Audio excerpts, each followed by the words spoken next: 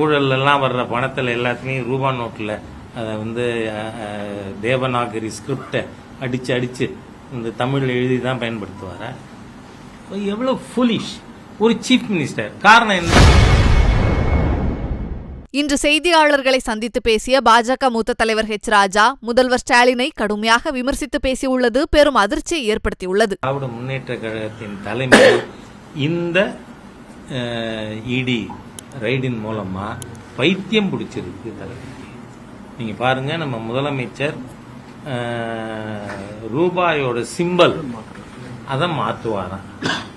Constitution தெரிஞ்சிருக்காரா, பழக்க வழக்கங்கள் தெரிஞ்சிருக்காரா? இப்போ நாம் எழுதும் பொழுதே ரூபாய் இத்தனை ஆயிரம் இத்தனை லட்சம் போடுறோம், அது ஒரு பெரிய விஷயம் கிடையாது. ஆனால் கவர்மெண்ட் அதுக்குன்னு ஒரு சிம்பல் அப்ரூவ் பண்ணி இவர் அதை மாற்றி தமிழில் போடுறாரே. நாங்கள் இப்போ இந்த ஊழல்லாம் வர்ற பணத்தில் எல்லாத்துலேயும் ரூபா நோட்டில் அதை வந்து தேவநாகரி ஸ்கிரிப்டை அடித்து இந்த தமிழில் எழுதி தான் பயன்படுத்துவாரா?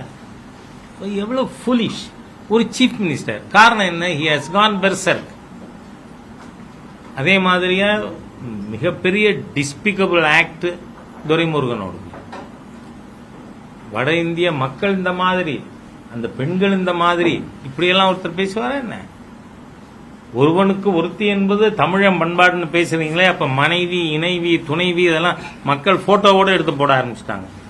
ஒரு பக்கம் மனைவி, ஒரு பக்கம் துணைவி. அது இருந்துக்கிற உங்க லீடர்ஸ் கிடையாதா? ஏன் தமிழர் தலைவர் ஈவேரா புஸ்தகத்தை, எங்க ஊர் கண்ணதாசன் புஸ்தகத்தை, வனவாசத்தை படிச்சா எவ்வளவு கேவலமான வாழ்க்கை வாழ்ந்தவர்கள் இந்த திராவிடியன் ஸ்டாக், கேரக்டர்லெஸ் ஃபெலோஸ். அந்த மாதிரியே இருக்கக்கூடிய ஒரு கட்சியில இருந்து வட இந்திய பெண்களே எல்லாம் இந்த மாதிரின்னு பேசலாமா ஒருத்தர்? அதை விட நீங்க பாத்தீங்கன்னா நம்ம சீஃப் மினிஸ்டர் கொஞ்ச நாள் முன்னாடி பேசினார், எனக்கு வந்து வரி கட்டாதேன்னு சொல்ல ஒரு செகண்ட் ஆகும்னு. அந்த ஒரு செகண்ட் தான் 356 பயன்படுத்தாங்க.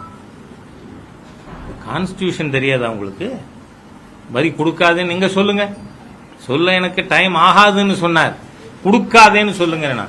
முதுகெலும்பு இருக்கும்னு சொன்னா, இந்த தைரியம் இருக்கும்னு சொன்னா மக்களை வரி கொடுக்காதேன்னு சொல்ல முடியுமா? ஆகவே இன்னைக்கு இதுக்கெல்லாம் காரணம் என்ன?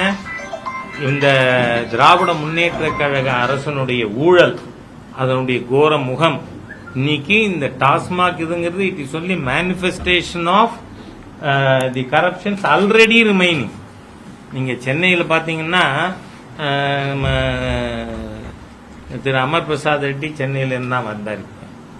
சென்னையில் நீங்க ஒரு டாய்லெட் கட்டுறதுக்கு 1 கோடிக்கு மேல.